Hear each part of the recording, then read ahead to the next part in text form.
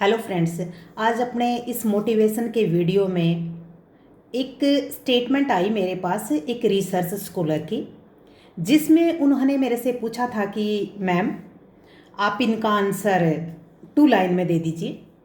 And उन्होंने किसी और से भी, क्योंकि रिसर्च स्कॉलर है, क्वेश्चनरीज पे काम करना पड़ता है, तो बहुत सारे क्वेश्चन उन्हें देने पड़ते हैं लोगों को, और जैसे ओपिनियन होते हैं उनको कंक्लूड करते हैं। अच्छा, अब स्टेटमेंट पे आते हूँ सीधे कि स्टेटमेंट क्या थी। उनकी स्टेटमेंट ये थी कि जो मैक्सिमम लोग होते हैं वो अपने सपनों के लिए नहीं जीते, लेकिन डर में जीते रहते हैं। ये बात कहीं ना कहीं सच है।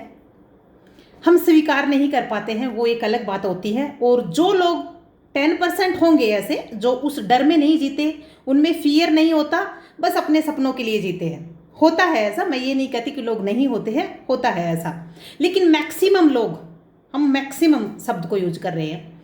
अच्छा दोस्तों, जब भी अगर मैं एक कंपटीटर हूँ, मैं उस कंपटीटर के हिसाब से आपको बताती हूँ, फिर उसके बाद हम दूसरे पहलू पे चलेंगे। कि जैसे मैं एक कंपटीटर हूँ, मैंने एग्ज़ाम दिया, और एग्ज़ाम देने से प्रीलिमिनरी में बैठने से पहले मैं 4 बार सोचती हूँ, या कोई भी कंपटीटर ये सोचता है मैं फेल हो गया तो क्या जवाब दूंगा।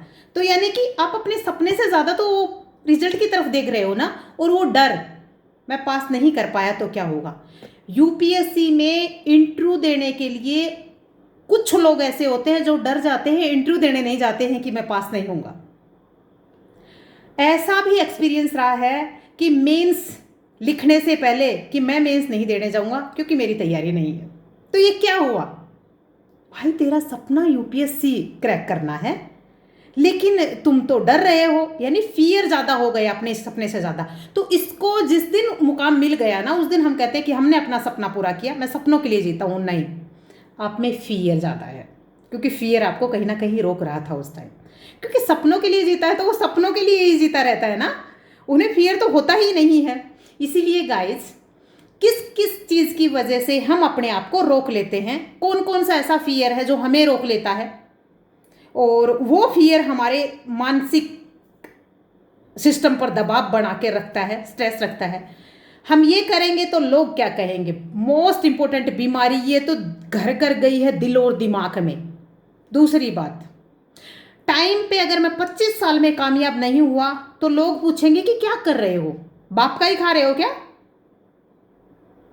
फिर उसके बाद आप यदि 2 साल तक किसी जॉब की तैयारी में लगे हुए हो, अब तक सिलेक्शन नहीं हुआ, अरे बहुत से आए हैं, उनका भी नहीं हुआ, उनका भी नहीं हुआ। अरे जिनका हो गया उनका एग्जाम्पल वो नहीं देंगे, तो वो डर आप में, आपका भी नहीं हुआ तो आप भी उसमें चले जाओगे। अरे कोई बात नहीं, आज के 4 साल बाद अगर हमारा सिलेक्शन नहीं हुआ तो क्या हुआ, कोई बड़ी बात नहीं है। लेकिन हमने जो 4 साल जो लगाए हैं ना अपने सपने के लिए, हम उस सपने के लिए सीखी हुई चीज़ों को कहीं और पे लगा देंगे। तो इसलिए हम अपने सपने के लिए जीते हैं। सपने का मतलब ये नहीं होता कि एग्जैक्ट रिजल्ट हो। सपने का मतलब वो तो नहीं होता है कभी कि मैथ में 2+2 आते हैं तो 4 हो जाते हैं। अरे उसको भी हम 2 और 2 आपस में ऐसे रखते हैं तो 22 भी हो जाते हैं ना उसमें। तो उसमें क्या है। तो इसी प्रकार से हम दो जब वर्ड को, हमारे जो नंबर्स होते हैं, मान ले हमारे 3 और 3 होते हैं, 3 और 3 को हम ऐड करते हैं तो 6 होंगे, सिंपल सी बात है। लेकिन उनको मल्टीपल करते हैं तो 9 होंगे, लेकिन साथ रखते हैं तो 33 होंगे। तो यार यही तो है, जब हम तैयारी करने निकले हैं तो हमारा ड्रीम है कि हम जो सीखें उसको ऐसा सीखें कि भविष्य में काम ले सके उसका। तो हम फेल कहाँ हुए ही नहीं, हम तो फेल। लेकिन हमने शब्द दे दिया कि हम बैंक के पेपर में बैठे, पास नहीं हुए, पोस्ट पे जाके नहीं बैठे तो हम फेल हो गए। नहीं नहीं नहीं, ऐसा नहीं होता है। वो सिर्फ माइंड सेट पे डिपेंड करता है। अब माइंड सेट से बाहर निकालो ये बात। दूसरी बात, हमारे पे कुछ घर की जिम्मेवारियां होती हैं तो उनके एक्सक्यूजेस करने लगते हैं हम, कि मेरे पेरेंट्स नहीं थे तो बचपन से मैंने ये किया, और मेरे पे मेरी फैमिली की जिम्मेवारी थी तो मैंने ये किया, मैं पढ़ नहीं पाया क्योंकि मेरे को ये परिस्थितियाँ नहीं मिली। अरे यार, थोड़ा बहुत होता है 19-20, आपको यदि 22 में कामयाबी मिलती तो हो सकता है कि 28 में मिली है, कोई बात नहीं। 28 में मिलती तो आपको 38 में मिली है, डजेंट मैटर। लेकिन आपने अपने सपने के लिए खुद को आगे लेके आए हो, आप जिया है आपने उसको, प्रयास किया है उसके लिए, ठीक है। लेकिन आप क्यों नहीं बनते उनमें जो प्रयास करे, आगे बढ़े, और वो ही 3 वाला फार्मूला, कुछ ना कुछ तो रिजल्ट निकलेगा ही निकलेगा। जीरो तो कहीं नहीं हुआ ना, तो इसीलिए किसी चीज का जीरो हो ही कैसे सकता है, तो इसलिए फियर में क्यों जीते हैं। और एक्चुअल है वो स्टेटमेंट कहीं ना कहीं कि हम फियर में जीते ही हैं, क्योंकि हम तो अगर बोल दिया कि 3 और 3 क्या होता है, तो हम तो 6 ही सोचते हैं, ना तो 9 पे पहुंच पाते हैं, ना हम 33 पे पहुंच पाते हैं, ठीक है। अच्छा, अब आते हैं हम परिवार की जिम्मेवारी, लोग हमें क्या कहेंगे, टाइम पे हमें कामयाब होना है, ठीक है। फिर दूसरी बात, हमारे अंदर की जो इन्फीरियरिटी घर कर लेती है कि मेरे साथ के वो साथी हैं, उनके पास तो गाड़ी है, मेरे पास तो स्कूटी भी नहीं है आज, वो तो पार्टियों में जाते हैं अच्छे कपड़े पहन के, हम तो जाते ही नहीं हैं आज।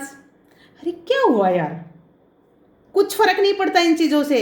यहाँ से सेटिस्फाई हो ना, तो आपके लिए यही पार्टी है, आपके लिए किताब भी आपके दोस्त हैं, ठीक है। आपकी सिचुएशन, आपकी एक्सरसाइज आप करने जाते हो, वही आपके लिए वो बड़ी पार्टियां हैं, ठीक है।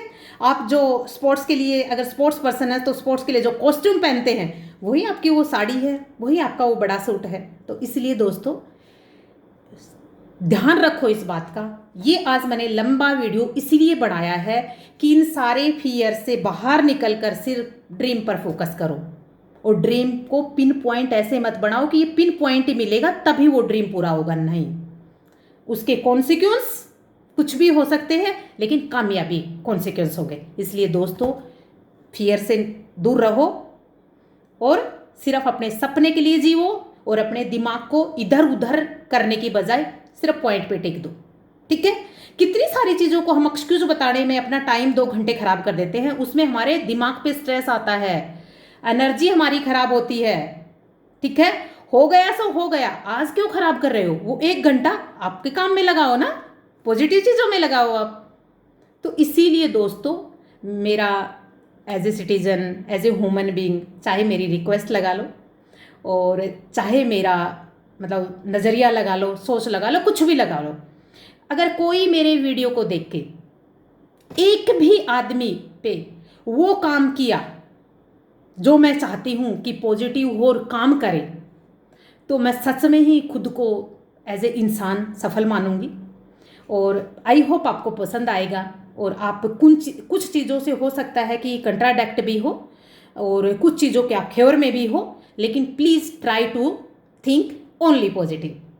Okay, thank you so much, bye for the day, for the whole life must be happy, and I hope will be happy. I wish always be happy. Thank you. Bye.